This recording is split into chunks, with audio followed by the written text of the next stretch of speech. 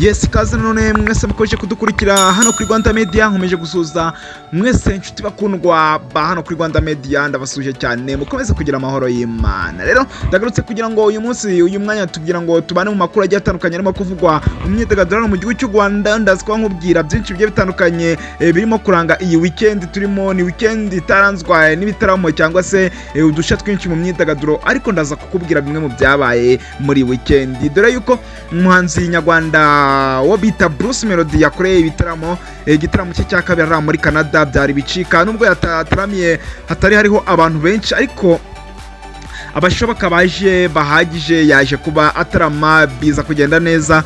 Ubwo rero turaza kunyura muri iki gitaramo cy'umuhanzi Bruce Melody waje kuba ataramira nyine abahara muri Canada, umujyi wa Kabiri yaje kuba ataramiramo. Ubwo rero ibyo byose turaza kuba tubikumenyesha hano kuri Rwanda Media. Noneho turaza kunyura no muri Tanzania ho gatoya, aho umuhanzi Israel Mbonyi naho yagireyo uruzinduko nyine. Ubu ngubu akaba ari muri Tanzania, akaba yarakiriwe nk'umwami, yari muri Tanzania, yakiriwe neza cyane. Umuhanzi w'indirimbo zo kuramya no guhimbaza Imana Israel Mbonyi, aho yaje kuba akubuka ku kibuga cy'indege, aho yaje kuba ava ku kibuga cy'indege nyine, ari ku kibuga cy'indege akakirirwa neza cyane, ndetse na timu ye ngari nyine imufasha mu kuririmba. Yari mu gitaramo ari kuri stage nyine, ariko abanyatanzania bamwakiriye neza. Uyu munsi rero byagaragaye yuko bari muri repetition, bagaragaza yuko baritegura uburyo igitaramo bazaba barimo kugikora. Ubwo rero n'izindi update nyinshi cyane ndaza kuba nzibanyuriramo hano kuri Rwanda Media, kugira ngo uze kugira gusobanukirwa ibirimo kuvugwa mu myidagaduro hano mu gihugu cy'u Rwanda. Byose biragusaba kugira ngo uze kubana natwe kuva iki kiganiro gitangiye kugeza kirangiye, kugira ngo utazi kugira akantu na kamwe uza kuba wacikwa, kuko ndabizi neza yuko nawe utari wasobanukirwa uri buze gusobanukirwa iki kiganiro nikiba akenda kurangira ndabase uragisoza wamaze gusobanukirwa. Ubwo rero wowe turakora subscribe, uyu mwanya mwiza ko wakora subscribe kugira ngo dukomeze kubana mu biganiro byacu bigiye bitandukanye. Nawe wamaze gukora subscribe ndagushimiye cyane, uri ingenzi cyane kuri twe. Reba neza mwe mwamaze gukora subscribe, muri abingenzi cyane kuri twe. Nawe utarakora subscribe nyine kora subscribe kandi no kunzogera urebe ko ibintu bimeze neza, ukande na like, ukande na comment, niba byiza unabishaka ukore na share, kuko nabyo ni ingenzi kandi ni byiza cyane. Ubwo rero mbahaye ikaze mwese mudukurikiye muri mu bice bitandukanye bigize igihugu cy'u Rwanda, mwese mu majyaruguru, amajyepfo, iburasirazuba, iburengera bwaryo, ndetse namwe mu mujyi wa Kigali, mwese tubaye ikaze hano kuri Rwanda Media mu buryo bw'amakuru y'imyidagaduro. Ndaje kugira ngo mbabwire amakuru arimo kuvugwa kuri uyu muhanzi wanyu wo bita Itahiwacu Bruce Melody.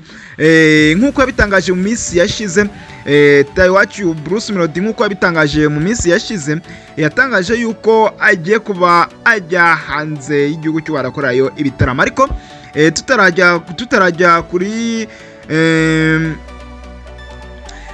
tutarajya kuri uyu Bruce Melody neza, reka tumanze mbabdeting inkuru y'umuhanzi kazi nyarwanda witwa Oda Paccy. Yagaragaje ko hari igihe cyageze akagwara agahinda gakabije nyuma y'ibihe yanyuzemo ubwo yategwaga indana Likliki akamwihakana. Agira inama bataragera ku rwego rwo kuvuga ibihe banyuramo kubitangira kuko bivura, ndetse anakebura abagabo bihakana abana ko badakwiye kujya bahunga inshingano. Uyu mugore yabigarutseho mu kiganiro yatanze ku rubuga rwa YouTube, aho yari yatumiye umugore mugenzi we witwa Debbie, usanzwe ari umwe mu bagezweho ku rubuga rwa TikTok. Ubwo rero n'amashusho y'umuhanzi nyarwandakazi Oda Paccy nyine yakiganiro aje kuba agirira kuri YouTube channel yiwe. Ubwo rero nibyo yavuze nyine, yakubwa story yaje kubimubaho, aho yaje gutegwa indana Likliki babanaga mu muziki. Ubwo rero akaza kuba amwihakana, ariko Oda Paccy yaje kuba yakira, ubu ngubu akaba yaragarutse neza mu muziki nyarwanda. Rero tujye ku gitaramo cya Chris nawe amakuru agezweho, amatike ya mbere yashize mu gitaramo Chris agiye gukorera mu mujyi wa Kampala muri Uganda. Uyu muhanzi agezweho muri iki gihe binyuze mu ndirimbo Sekoma yaherukaga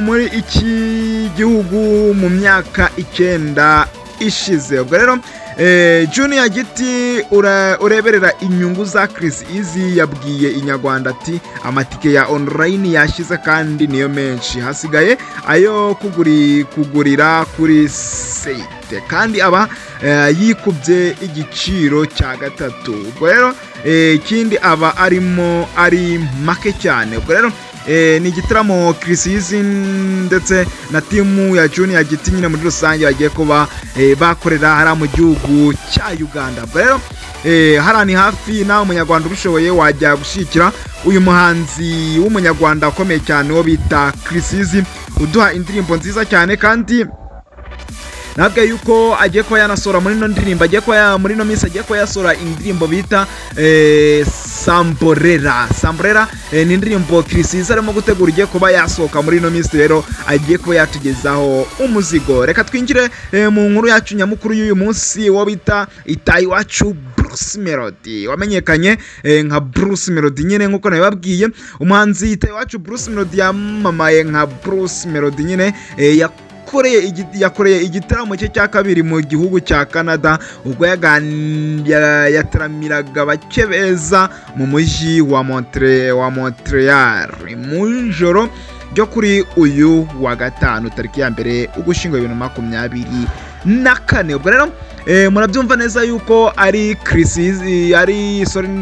Bruce Melody urara muri Canada nkuko nayo yabwiye mu gitaramo cye cya mbere yaje kubakora, ariko abantu bakishima cyane, banyarwanda bakitabiriye benshi cyane batuye ara muri Canada. Ubwo rero uyu mugabo ibitaramo bye birakomeje nyine, urumva yuko igitaramo cye cya kabiri cyabereye ara muri Montreal, mu mujyi wa Montreal, nubwo hatari hari abantu benshi cyane ariko bari bake beza, yabataramiye barishima ndetse bamwereka yuko bakunze ibihangano bye kandi bamwereka yuko ibihangano bye babyishimiye. Ubwo rero asigaje igitaramo kimwe nimba atari bibiri nabyo agiye kuzabakorera mu mijyi yara muri Canada. Ubwo rero reka dukomeze kumwifuriza amahirwe masa ndetse no gukomeza kuenjoyinga ndetse no kwishimira ubuzima bwara muri Canada. Ubwo rero mbashimye mwese twabanye muri kiganiro, mbashimye mwese mwadukurikiye, mukomeje no kudukurikira mu biganiro byacu bigiye bitandukanye kuri Rwanda Media. Mbashimye mwese mudukunda, natwe turabakunda, mukomeze kugira ibihe byiza.